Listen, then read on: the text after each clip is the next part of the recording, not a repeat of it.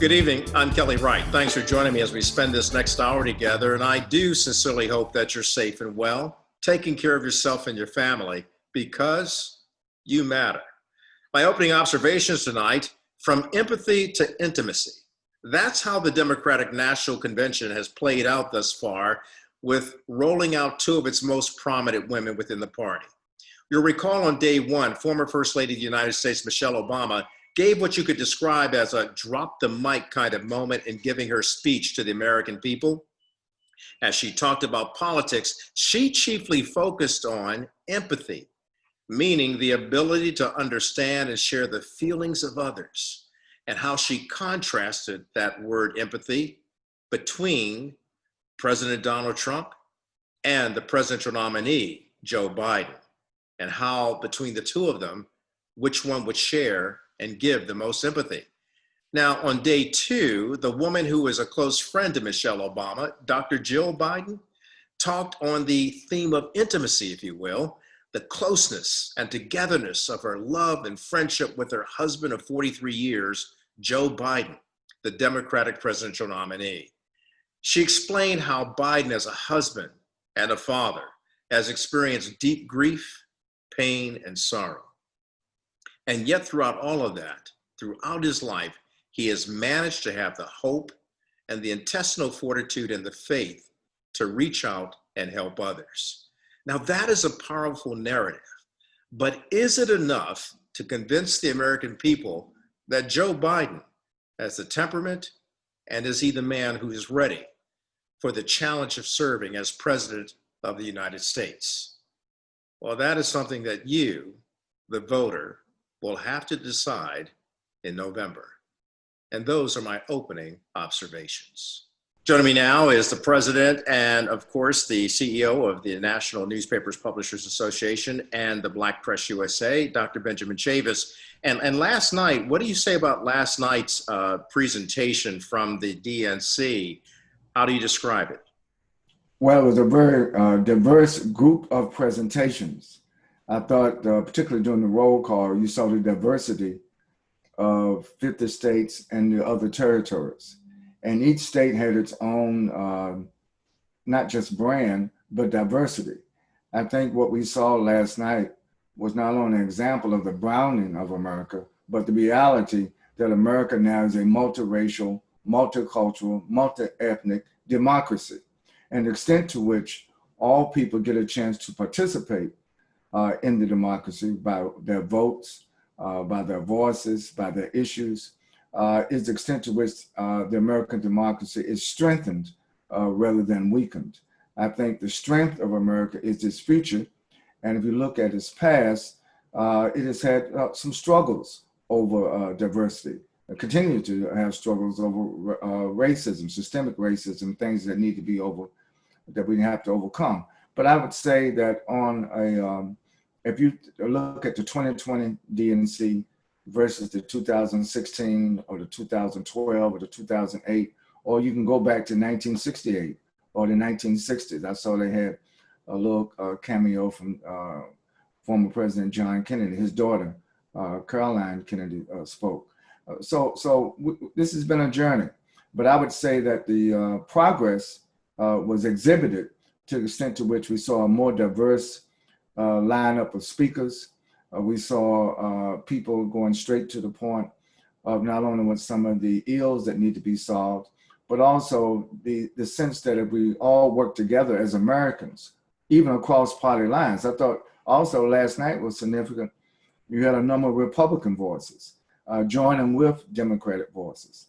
I thought the film of former Senator John McCain, may he rest in peace, and Senator Joe Biden at the time, their togetherness, Vice President Biden's friendship with John McCain, I thought was very fitting to end in terms of reaching across the aisle bipartisan. But of course, I think the most emotional moment was from Dr. Jill Biden when she talked about family. Last night, on Monday night, we discussed that it was empathy. It was sort of the theme. I would say on Tuesday night, the theme was moral character, the character of who will lead uh, the United States of America into a better future. Yes, and I would have to agree with you on that point. That's what they were definitely showing last night. But in addition to that, empathy was still on the table, as well as compassion for what the American people are going through right now in combating the coronavirus, and the fact that so many people have died, more than 170,000 people passing because of the coronavirus. And the Democrats were making the case, even with regard to the affordable health care, that this is a time that many Americans need health care. And yet they were talking about the fact that the president has been trying to take that away because it was part of the Obama administration and Obamacare, as he calls it. Right. Also, I noticed that during the roll call, and of course, when former Secretary of State Colin Powell, General Colin Powell, spoke, there was a lot of emphasis also on veterans throughout the healthcare, the whole question about, the post office, veterans being able to get their medicine. So I thought it was a well-rounded program, and we'll see now. I think it's like, as we said, it's climbing a mountain to Thursday. And of course, tonight, the Honorable Kamala Harris, the first Black woman to be nominated to be Vice President of the United States of America, will do the keynote address tonight. Before I let you go, what did you think about the former President Bill Clinton? He took it to the current president of the United States. Well, I think that former President Bill Clinton was very candid. He was straight to the point. Having been a former president of the United States, he knows the pressures. Remember that Bill Clinton served 2 terms. So he spoke out of a lot of experience of what it takes to be a good president of the United States of America. And he challenged the current president, President Trump. I'm sure that President Trump is going to respond to Bill Clinton's critique today. But also keep in mind, tomorrow, former President Barack Obama is also going to speak. And so I think that throughout each day of the Democratic National Convention, there will be leaders, some former presidents, some other former government officials who are taking the current president to task. I think that's what the DNC convention is all about. And of course, next week when the RNC when they have their convention, they're probably going to do the same thing. But I think this is a journey. But I think the most significant thing, Kelly, was the exhibition and sort of the affirmation of the importance of diversity and inclusion at all levels of our political system, that at the end of the day strengthens our democracy. All right, Dr. Benjamin Chavis, thank you for weighing in on this, and we'll be talking about it after we watch it tonight, and I look forward to having you on tomorrow night as we continue to look and see what the Democrats are doing. I thought Tracy Ellis Ross also did a good job in her role as moderator. We'll continue to follow all the developments of that, and I look forward to talking to you tomorrow. Dr. Benjamin Chavis of the NNPA Black Press USA, we thank you for all that you do, sir. Thank you. God bless. God bless you too. Back with more after this.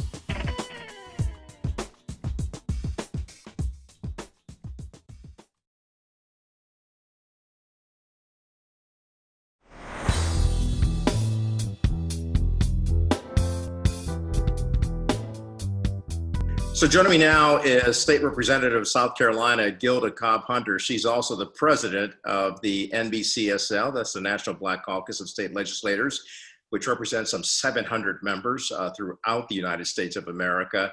And she is a committee member of the DNC. Good of you to join us today, Gilda. And what do you say about last night? How do you assess what we saw unfold last night? Thanks so much for having me, Kelly. I am really enjoying these conversations. Last night, I think, was another home run for the DNC and the people who put this convention together.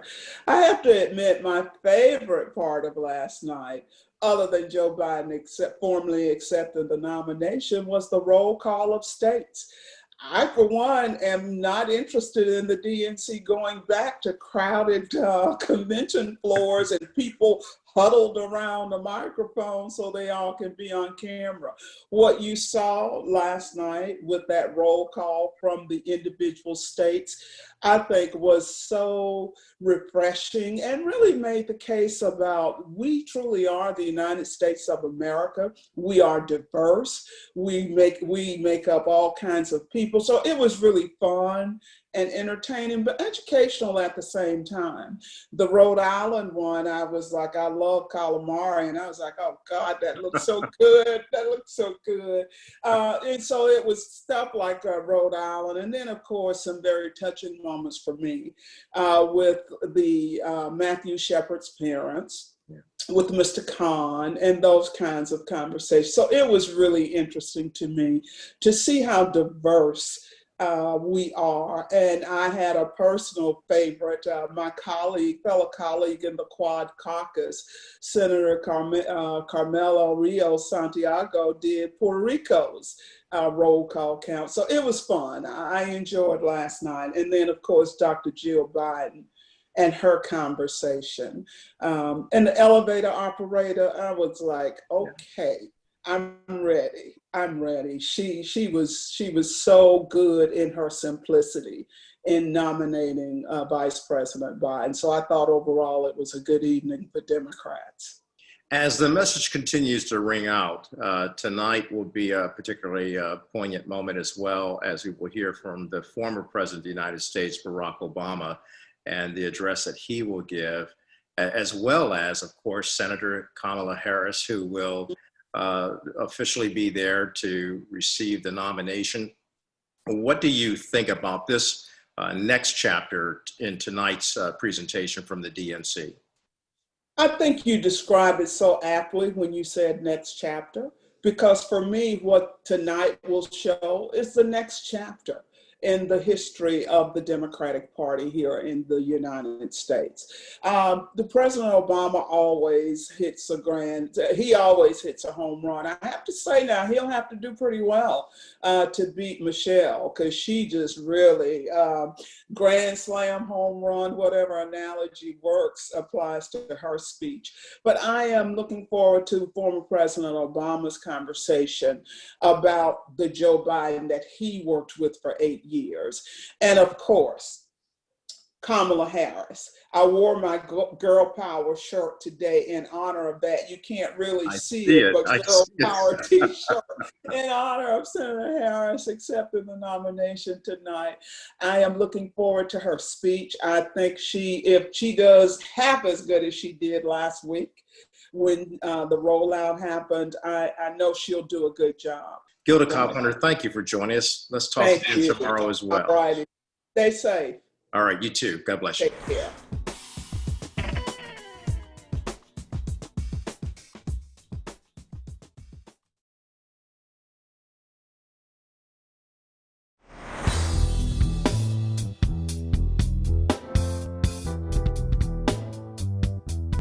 Welcome back to the program. Joining me now is my good friend, Dr. Avis Jones-DeWeaver. She's a political analyst, and she knows a lot about politics. Her astute acumen in politics is very, very worthy of praise. So I want to thank you for that, because you've been in the game and you know what's going on. So as we look at the DNC for its second night, what did you find remarkable, and what does it say about the theme of the Democrats this year? Well, once again, I think one of the things that really stood out for me was the diversity that showed up time and time again.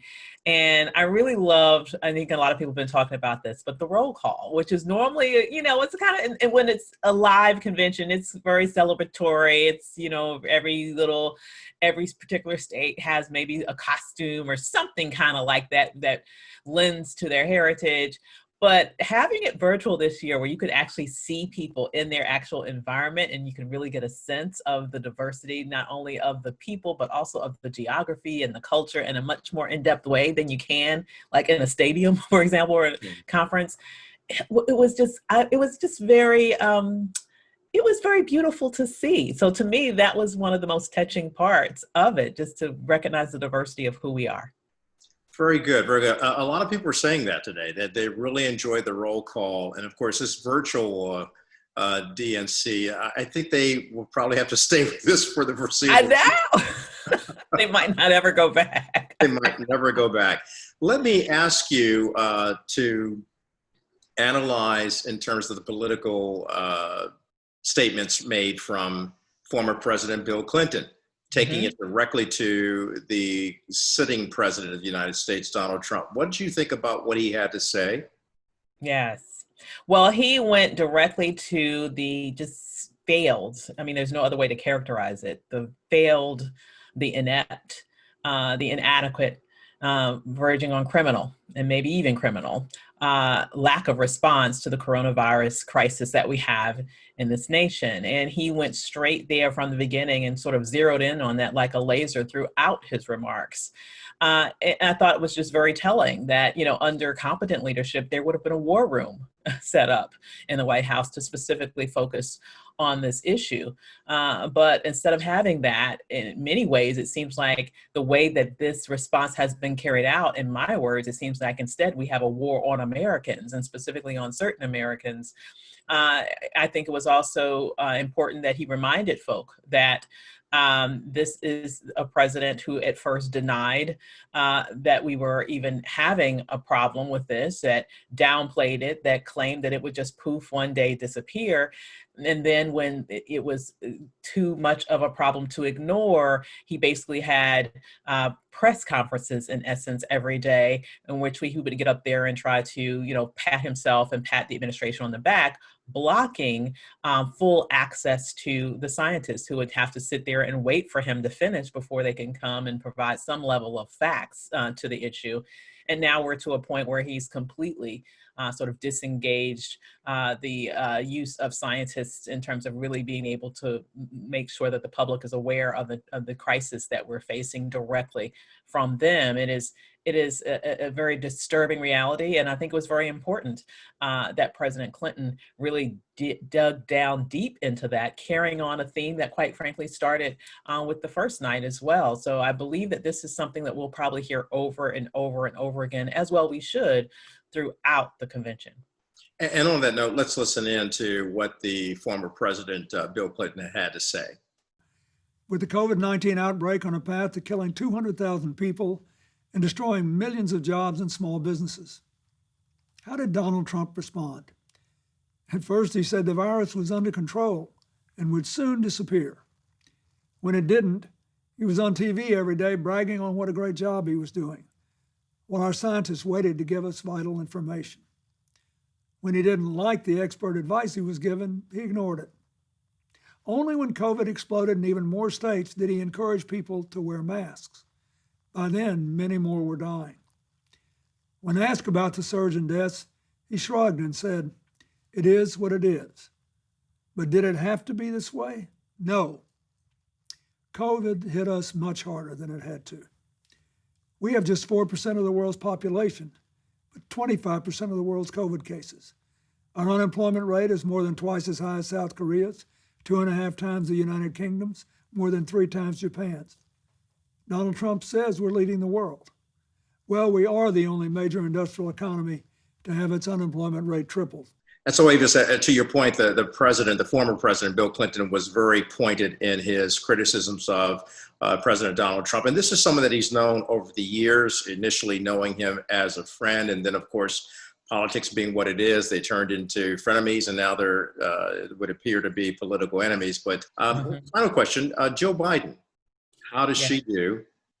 And what did she impart to all Americans?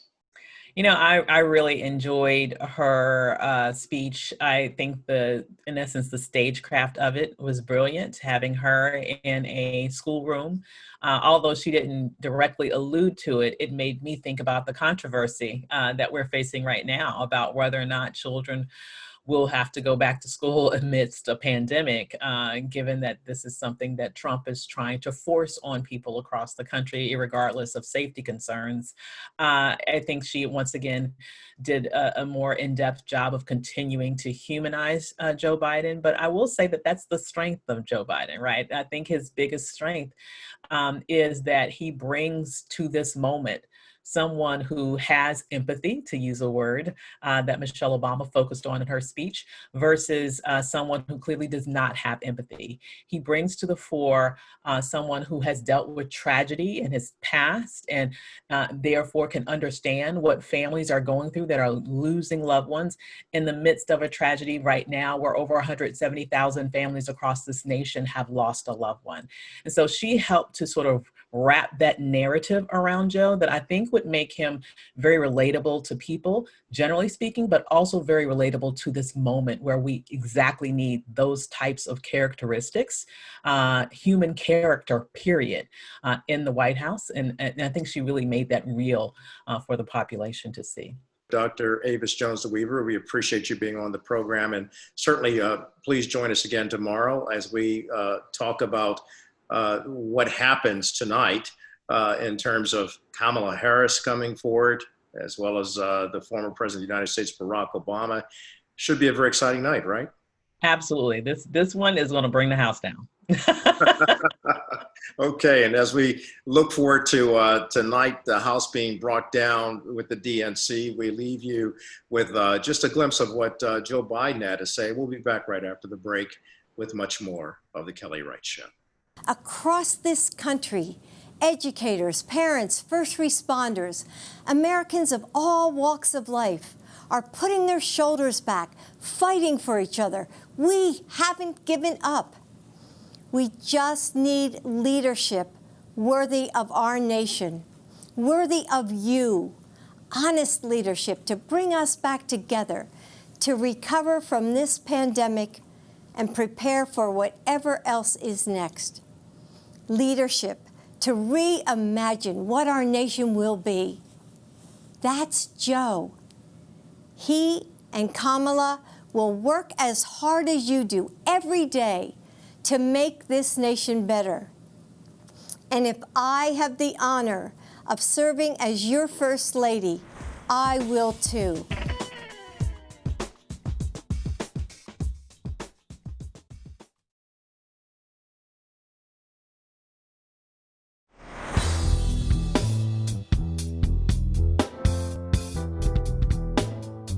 Welcome back to the program. So joining me now is Timothy Allen Simon. He is a former California Public Utilities Commissioner and Appointments Secretary for the state of California. He owns TAS Strategies. That's his consulting and legal advisory firm, and it serves clients on utility infrastructure, energy, broadband, and financial services. He also is the chairman of the board of directors for the California Black Chamber of Commerce. And Timothy Allen Simon, welcome to the program. You also, I should point out, worked for the former governor of California, Arnold Schwarzenegger. Correct. I want to ask you about your perceptions of what's been unfolding with the Democrat Party during the DNC.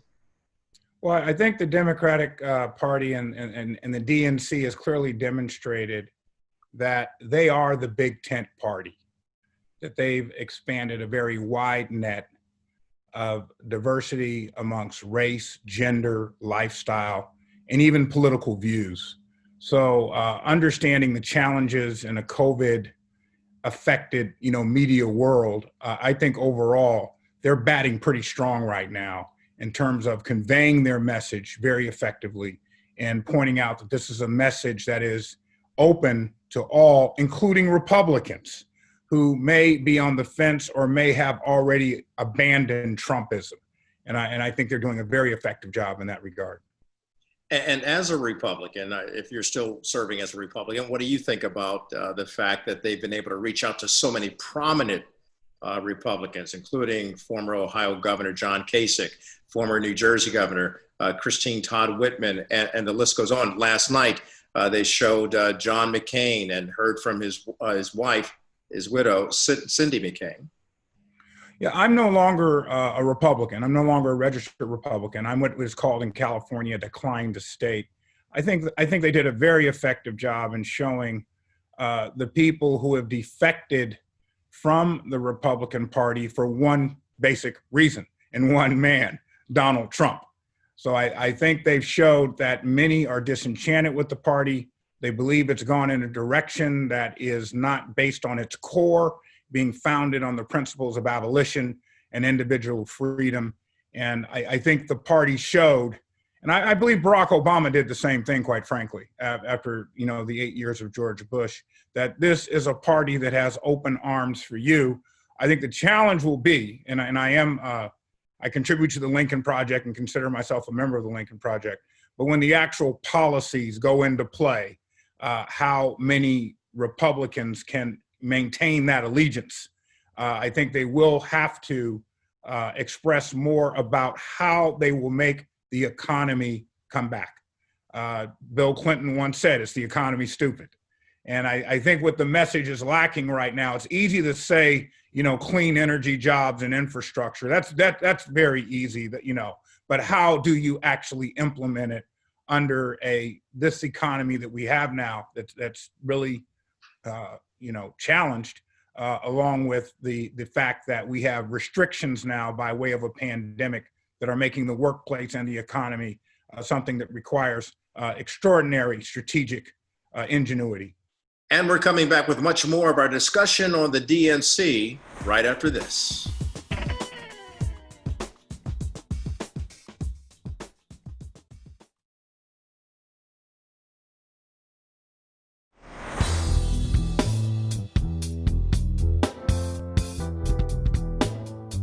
This big tent idea and philosophy that the Democrats have adapted, as they put that forward, they have to be more engaged with all sectors of society. Do you think Republicans can address that, or is this something that the Democrats have control of right now and can actually expand upon that? Well, I do believe, and we'll see next week, the Republicans are going to address it, but I think the veracity of the information that they address it with will be the challenge.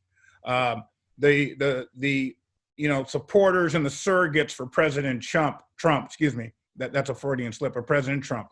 I think they've been extremely effective in terms of jabbing like a boxer, just coming in and just throwing the arms, not answering the questions, but putting in the message. They've been very much on point.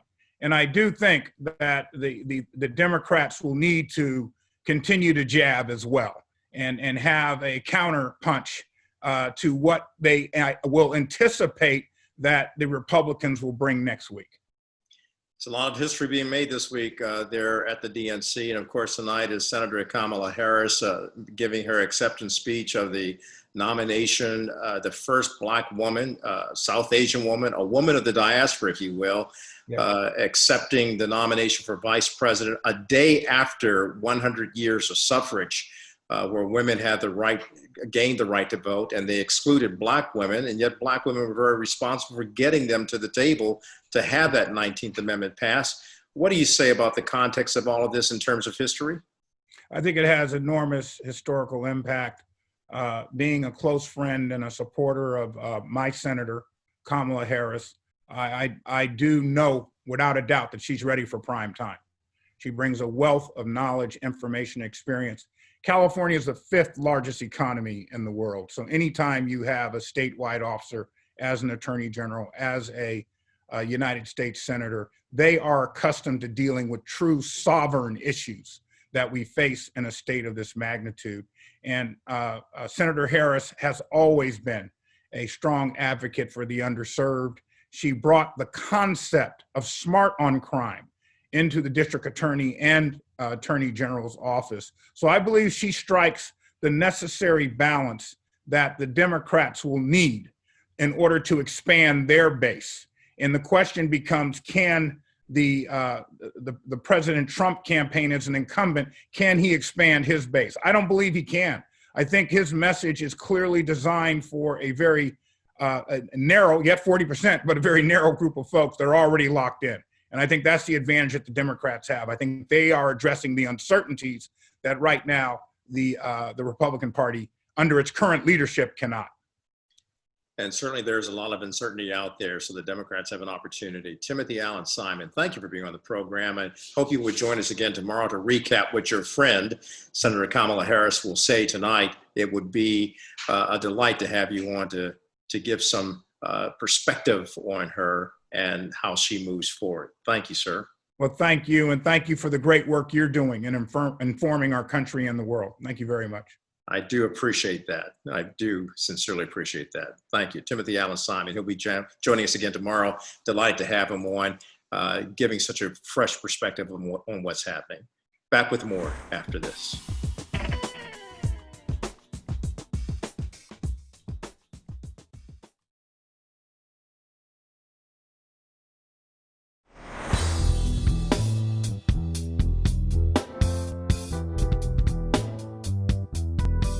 And joining me now on the program is attorney Mark Harris. He's a civil rights attorney, and he is he's a partner, I should say, of the Ben Crump law firm based in Sacramento, California.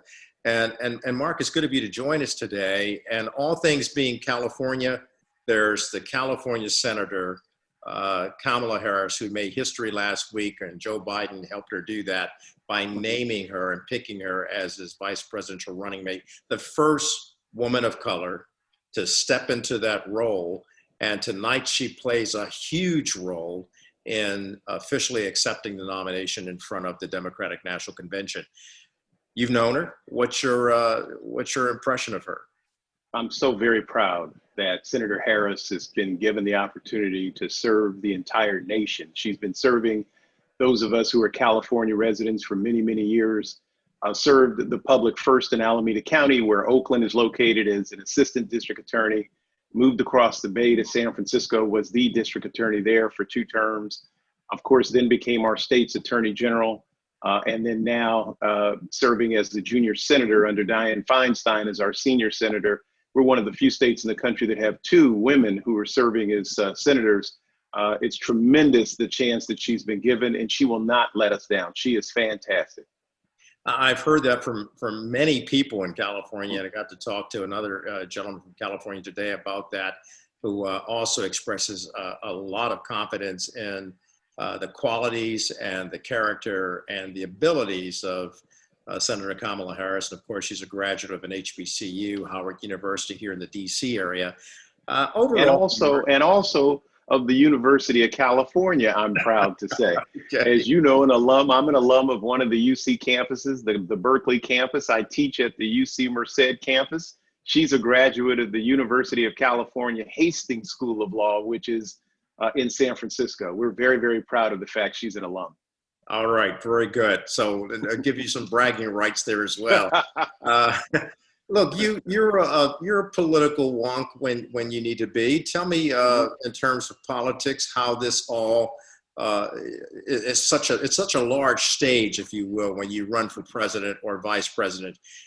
Has the DNC done a good job thus far in putting forth its theme of unity, and also its basic tenet that we, the people, must be able to govern ourselves and choose the right people who will have empathy towards we, the people? That's a great question, Kelly. I'm not sure. Let me tell you. I mean, there are generational layers to this. There are interests within interests.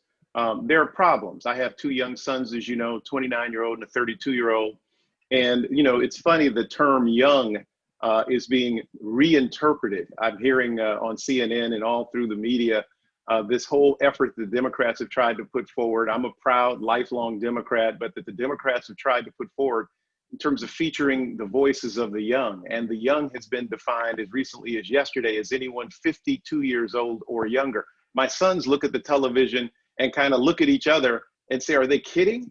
I think that all of us of a certain generation are tone deaf, and I don't think the Democrats are any different, Kelly. I think that to put an effort, as this party has done, on bridging the gap between the Democratic, traditional Democrats, and disaffected Republicans, which has been a major theme.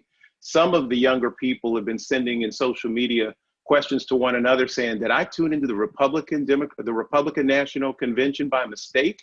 You have John Kasich, you have Susan Molinari, you have Meg Whitman, you have Colin Powell, you had Cindy McCain.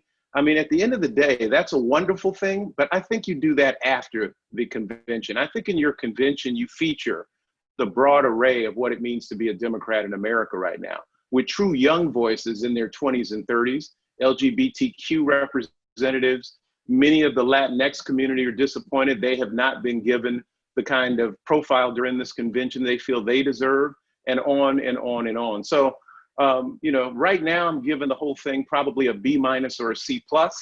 And the reason is because there are a number of elements of our party who feel that they have been shut out from this convention rather than welcomed into the tent. I'm talking to civil rights attorney Mark Harris. We'll be back in just a moment to talk a little bit more about what the attorney is saying and why he believes that the Democrats still have a lot of work to do. Back with more after this.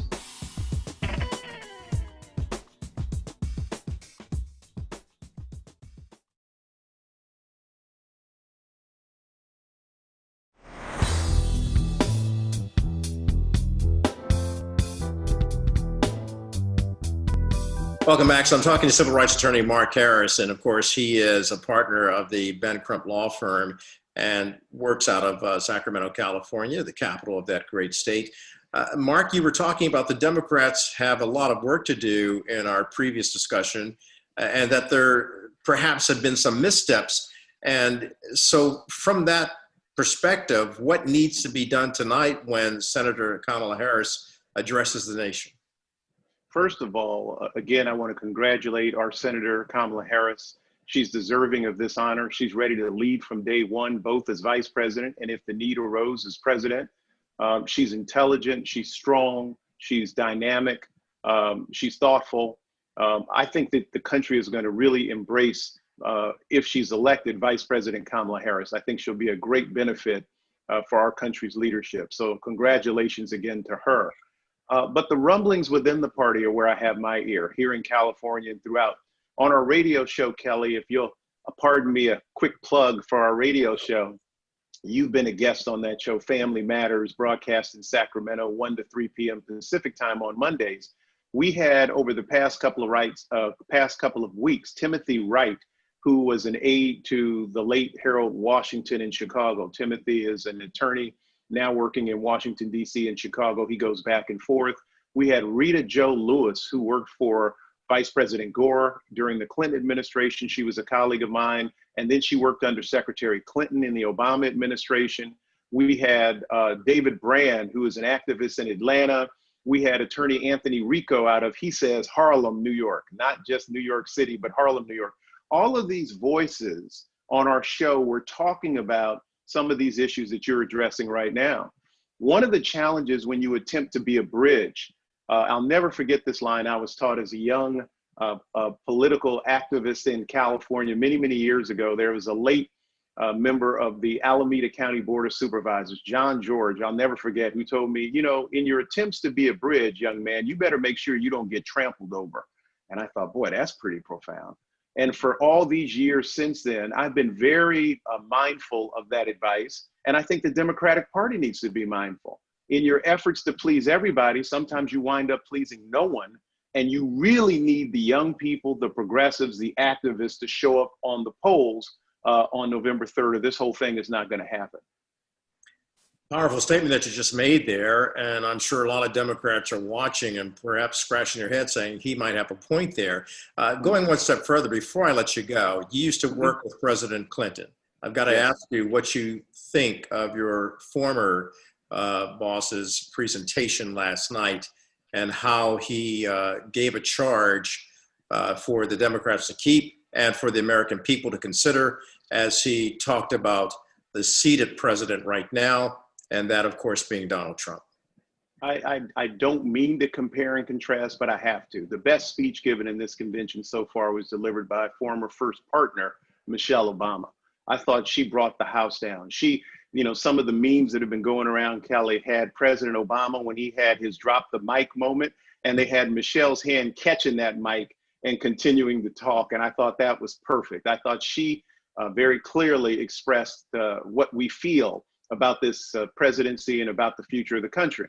By contrast, I think that Bill Clinton has officially moved into senior status now. I think he and Jimmy Carter both, they're 20 years apart in terms of age, but they're both kind of exit stage right. He wasn't given a featured role yesterday. He was given a very short role as compared to all the roles he's played in previous years, appropriately so.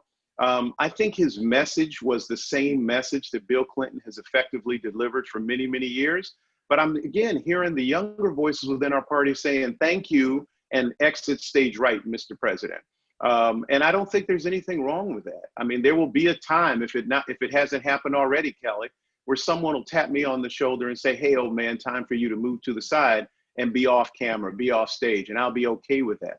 I think it's a natural progression, a natural transition, which is what bothers me, because I think that the young House member from New York, AOC, Alexandria Cortez, is not given the same level of profile that she should have been given as the future of the party, as a representative of the future of the party. And that's what some of the young activists are complaining about. What about our voices? 17 bunched together around Stacey Abrams in non-prime time doesn't get it done. I really think the Democrats need to think and scratch their heads about this and be a little bit more thoughtful about the future direction of the party. We'll continue to follow the developments. Join me tomorrow after we hear from Senator Kamala Harris tonight. Love to hear your take on that tomorrow as well. Attorney Mark Harris, thanks for being on the program today and weighing in with your perspective and insights on the DNC. Thank you, Mark. Appreciate you. Thanks, Kelly. Back with my final word after this.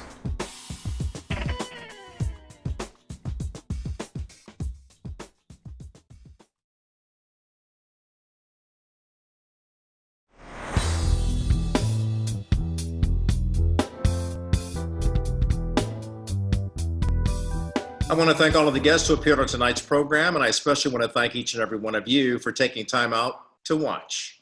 Your time is valuable to me, and I appreciate you. Hopefully, we've been righted, ignited, and united to keep spreading not fear, but knowledge, love, freedom, and peace. Good night, everyone.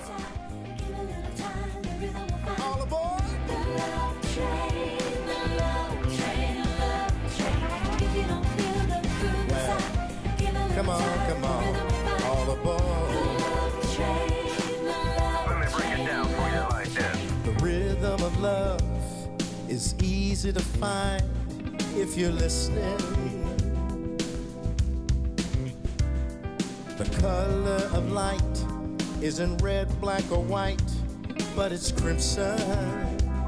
We all bleed the same. If you don't feel the groove, it's alright. Just give it time, give it time. Come on, y'all. Get on board. Mankind won't survive if our hearts beat inside a hateful rhythm. You see, love isn't bought, but comes with a price of forgiveness, and we all bleed the same. Yeah. If you don't feel it now, just wait. It's coming on, the love train. Just give it time, give it time. Get on board. Everyone's invited. That means you. We're all united. And you on the love train. Get on board. All creeds and colors. Brothers. All sisters and brothers. And sisters. On the love train. Get on board the love train. Everyone's invited.